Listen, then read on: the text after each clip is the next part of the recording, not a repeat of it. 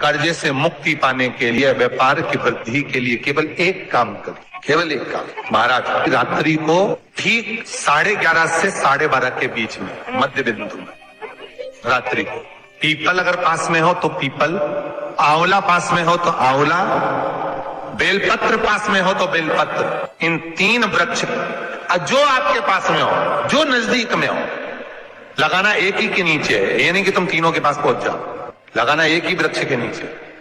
3 दीप अलग अलग, एक लक्ष्मी के लिए, गणेश जी के लिए, सरस्वती के लिए। 3 दीप घी के, एक फूल बत्ती का, 2 लंबी बत्ती का, फूल बत्ती मतलब गोल बत्ती का, और 2 दिए लंबी बत्ती के, घी के भरे हुए दिए, खाली नहीं, पूरा भरा हुआ दिया।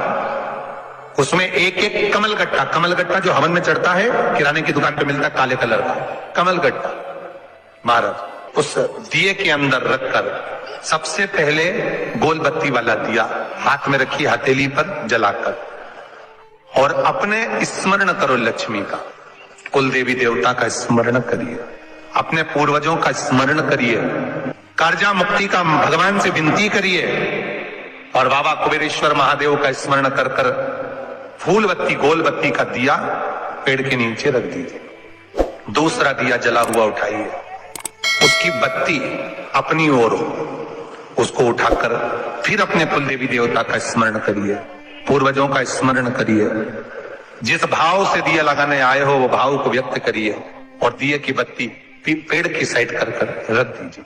तीसरा दिया उठाइए, अपने मन की कामना कर कर, जिसका कर्जा चुकाना है, व्यापार वृद्धि के लिए, संपदा के लिए विनय करिए, और उस दिए को जब उठाओ तो उसका मुख उधर का होना चाहिए, बोलते समय, स्मरण करते समय। जब नीचे रखोगे तब दिए का मुख अपनी ओर होना चाहिए। झोली पसार कर वृक्ष के नीचे प्रणाम करिए, नमन करिए, और झोली को वापिस अपनी ओर गिरा लीजिए, घर चले जाइए, पलट कर मत देखिए, सीधे घर प्रवेश करो, और घर में जाकर अपने लक्ष्मी की जो पूजन करी है वहां प्रणाम कर लो साहब। 1 रुपया पूजन वाली जगह पर जहां लक्ष्मी की पूजन करी थी वहां 1 रुपया कोई रखा हो, कोई चांदी का सिक्का रखा हो, उसको उसी समय अलमारी में या तिजोरी में पटक दीजिए। जिंदगी में कभी संपदा की कमी नहीं आ सकती, कितना भी कर्जा होगा, माता लक्ष्मी, गणेश और सरस्वती, भगवान कुबेरेश्वर महादेव साल भर के अंदर ये सब व्यापार खींचेंगे कि तेरा कर्जा चुक जाएगा। दूसरी बात, तुझे पर कर्जा होगा ही नहीं। बेलपत्री के वृक्ष के नीचे बैठ कर घृत का दिया लगाकर शरीर में जो रोग है उसका स्मरण कर कर, शंकर जी से विनय कर कर, हे भोलेनाथ आपने शुक्र देवता को संजीवनी मंत्र दिया है, तो क्या आप मेरे को वो मंत्र प्रदान नहीं करोगे? मेरे रोग, मेरी बीमारी, मेरे दुख को आप नहीं हरोगे? शिव से कहो, ये शरीर आपने दिया है और भजन करने के लिए दिया है, स्मरण करने के लिए दिया है, कीर्तन करने के लिए दिया है, तो संभालोगे भी आप। और बेलपत्री की ओर मुख कर घी का दिया लगाकर महामृत्युंजय मंत्र का स्मरण कर लेने पर धीरे धीरे धीरे धीरे धीरे धीरे वो रोग समाप्ति की ओर आता चले जाता। फिर निवेदन करूंगा, दुनिया में ऐसा कोई समस्या नहीं जिस समस्या का कोई निदान नहीं। हर समस्या का निदान है, पर निदान किसी दूसरे के पास नहीं, निदान केवल मेरे भोले नाथ के पास में है। आपको अगर किसी समस्या का सफल आनंद चाहिए तो शंकर की शरण में जाओ।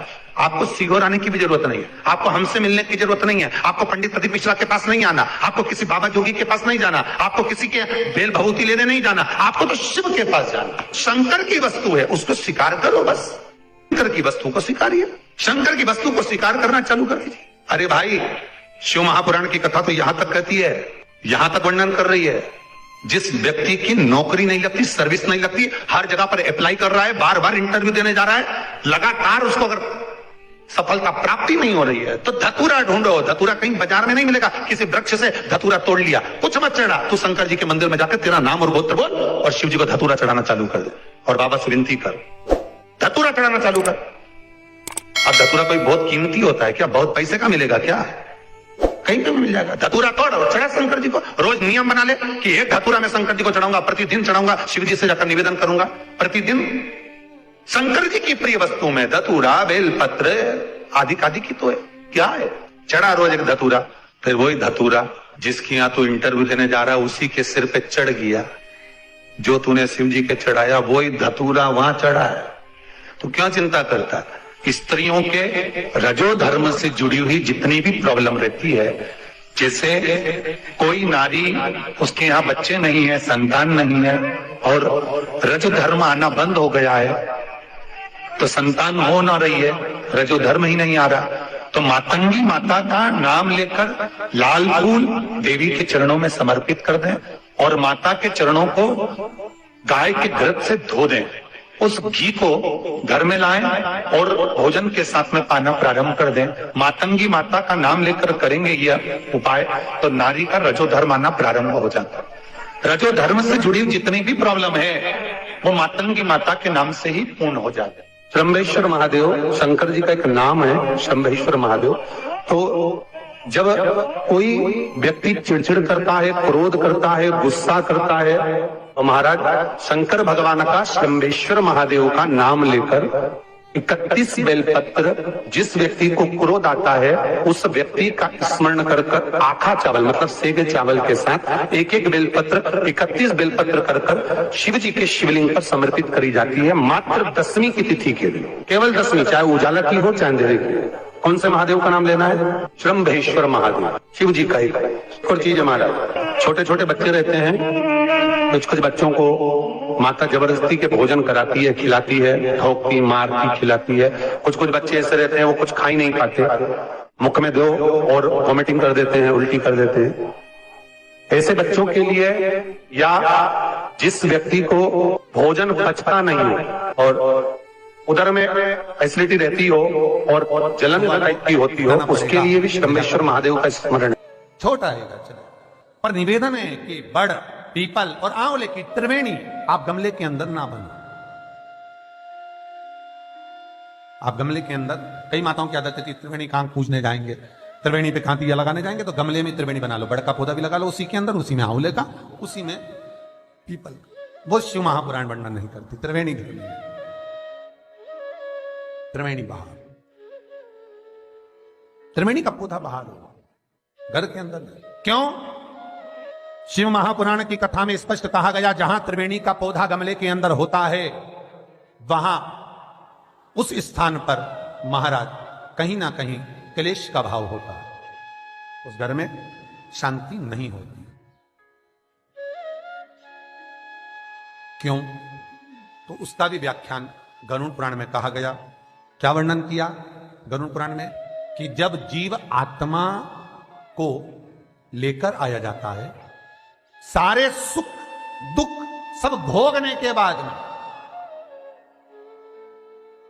कुछ समय के लिए उसको पितृलोक में जब लाया जाता है, तब पितृलोक में आने का जो प्रवेश द्वार है, उस द्वार में जब वो जीवात्मा सारे दुख भोग कर, तकलीफ भोग कर वो जीवात्मा जब प्रवेश करती है, तो उसको लगता है कि यहां पर फिर मुझे कहीं तकलीफ का अनुभव होगा, तो वो अंदर प्रवेश नहीं करती है।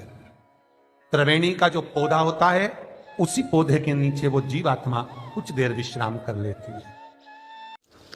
तो दोस्तों, अगर आपको ये वीडियो पसंद आया तो वीडियो को लाइक कर दीजिए, चैनल पर नए चैनल को सब्सक्राइब करके बेल आइकन जरूर दबा दीजिए, जिससे आपको आने वाले लेटेस्ट वीडियो के नोटिफिकेशन सबसे पहले मिलते रहेंगे। तो दोस्तों, आज के लिए बस इतना ही। मैं मिलता हूं आपसे किसी नेक्स्ट वीडियो में नेक्स्ट टॉपिक के साथ।